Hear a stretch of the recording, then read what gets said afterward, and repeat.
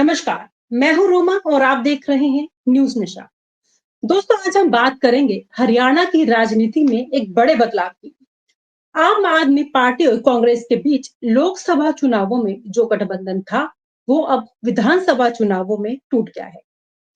आम आदमी पार्टी अब अपने दम पर चुनाव लड़ने की तैयारी में है। माना जा रहा है कि इसका असर सीधा बीजेपी पर पड़ेगा, क्योंकि आम आदमी पार्टी का वोटर वही है जो केंद्र में बीजेपी को वोट देता है और राज्य में आम आदमी पार्टी को। ऐसे में कांग्रेस को जितना नुकसान होगा, उससे ज्यादा नुकसान बीजेपी को होने की संभावना जताई जा रही है।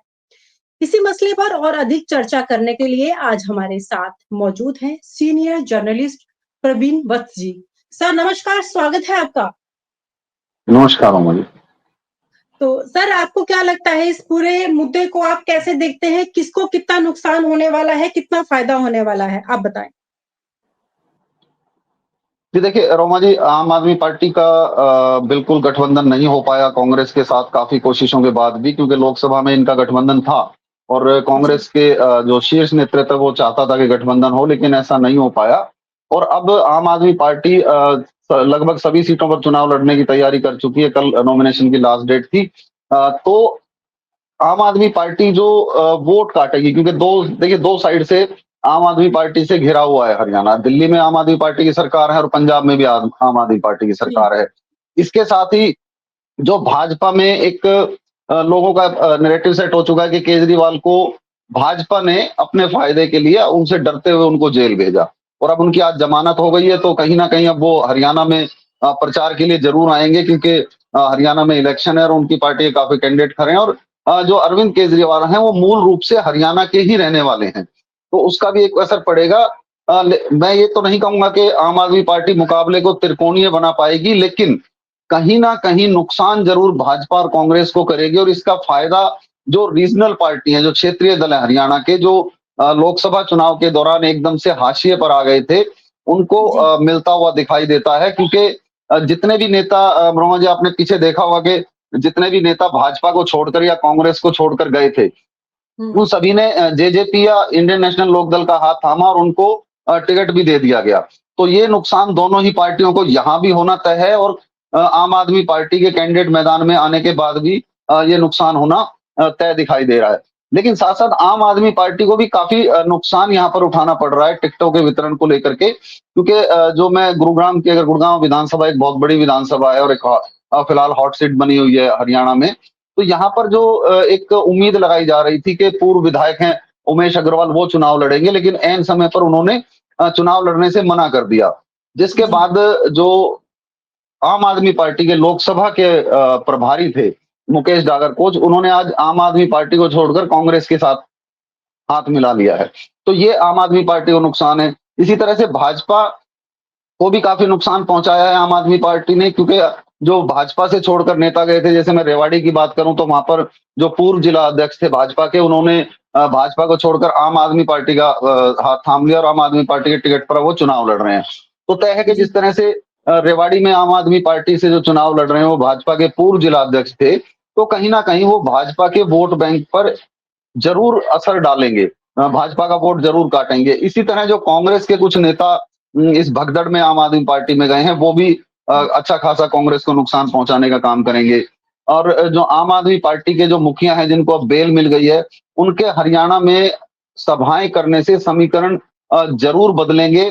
और देखिए, मैं ये तो नहीं कहूंगा कि आम आदमी पार्टी यहाँ पर मुकाबला त्रिकोणीय बना पाएगी, जैसा मैंने पहले भी कहा, लेकिन हाँ इतना जरूर है कि भाजपा और कांग्रेस के लिए मुसीबत का सबब जरूर बनेगी कि इनको बहुत ज्यादा मेहनत दोनों पार्टियों को करनी पड़ेगी। वे फिलहाल अभी तक अरविंद केजरीवाल क्योंकि जब जेल में थे तो ऐसा लगता था कि आम आदमी पार्टी मुकाबले में कहीं भी नहीं है, लेकिन जैसे ही आज उनको जमानत मिली है सुप्रीम कोर्ट से, उसके बाद से आम आदमी पार्टी कहीं ना कहीं मुकाबले में आकर खड़ी होती दिखाई दे रही है। और इसको लेकर दोनों ही पार्टियां सजग दिखाई दे रही है कि किस तरह से अब इस नई परिस्थिति के साथ निपटा जाए। जी रोमा। सर, ईडी की बेल के बाद भी सीबीआई ने बिना किसी वजह से केजरीवाल को जेल में रखा हुआ था। इस पर आपका क्या कहना है? क्या इनको जेल में रखना चाहिए था बिना किसी वजह के? देखिए रोमा जी, वैसे तो ये जुडिशियल मैटर है, लेकिन हाँ सुप्रीम कोर्ट ने जो एक टिप्पणी की है, मैं उसका एक जरूर जिक्र करना चाहूंगा कि सुप्रीम कोर्ट ने सीबीआई को साफ तौर पर टिप्पणी करते हुए कहा है कि वो पिंजरे का तोता ना बने।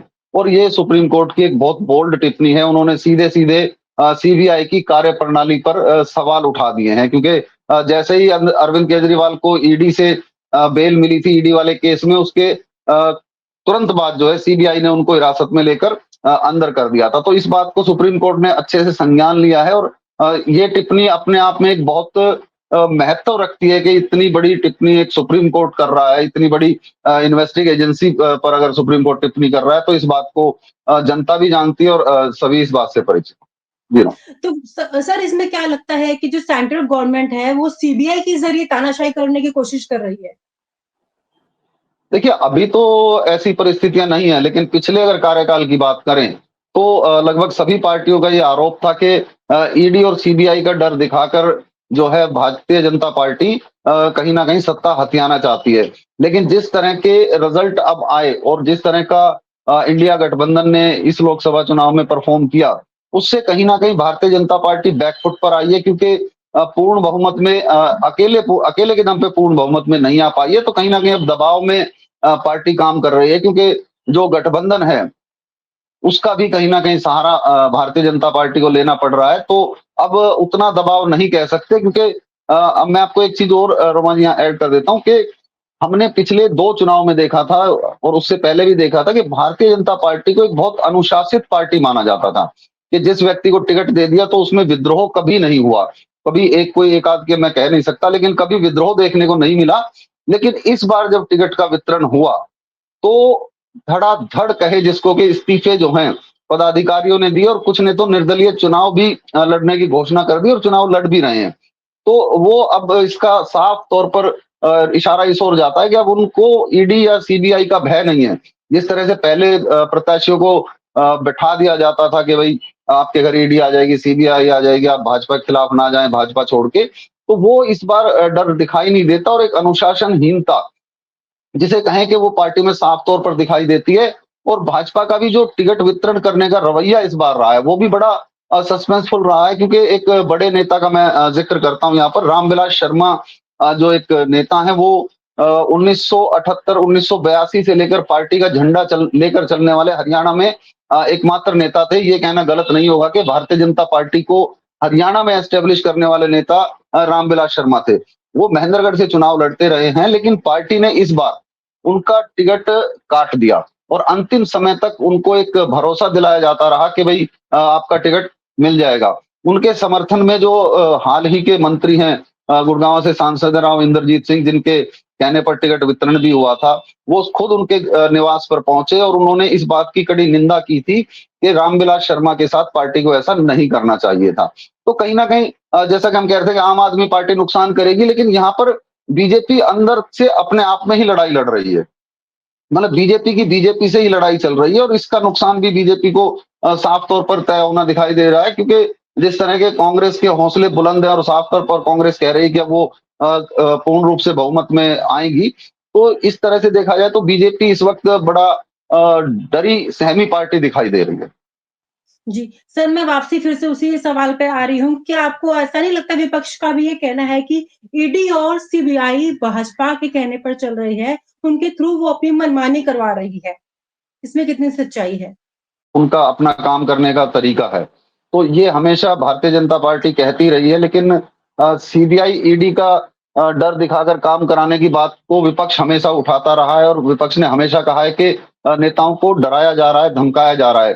चाहे आप झारखंड के मुख्यमंत्री का ले लीजिए, चाहे अरविंद केजरीवाल का ले लीजिए, जिस तरह से इनको जेल में डाला गया, एक सिटिंग मुख्यमंत्री को जेल में डाला, ये शायद भारतीय संविधान के इतिहास में मैंने पहले शायद कभी नहीं सुना। हो सकता है हुआ हो कोई एक आध मामला, लेकिन मुझे संज्ञान में नहीं है। मुझे यही ऐसे 2 मामले याद हैं कि जो एक सिटिंग सीएम है, उसको उठा करके केस दर्ज करके जेल में डाल दिया जाता है, और दिल्ली में तो जेल से ही सरकार चल रही थी, क्योंकि अरविंद केजरीवाल ने रिजाइन नहीं दिया था।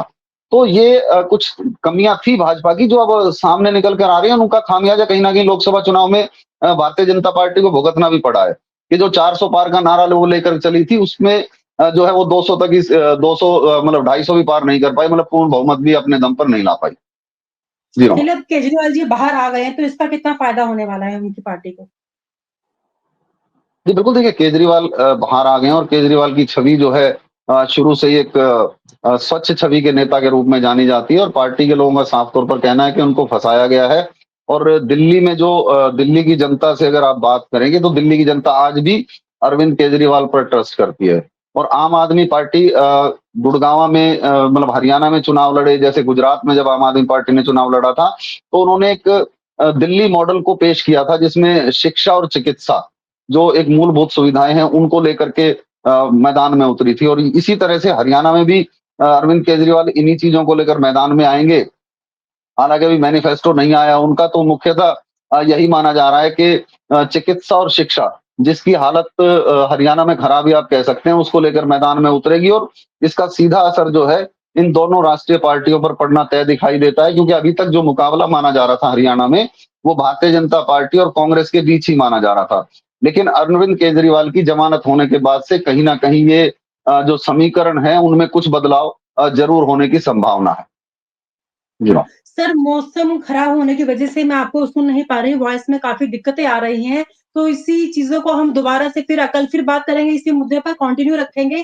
फिलहाल आज हम प्रोग्राम को यहीं समाप्त करते हैं। नमस्कार, शुक्रिया। और आप हमसे जुड़े रहने के लिए सब्सक्राइब करें YouTube पर, फॉलो करें ट्विटर पर और लाइक करें Facebook पर। और ज्यादा जानकारी के लिए आपको टाइप करना होगा सिर्फ न्यूज नशा।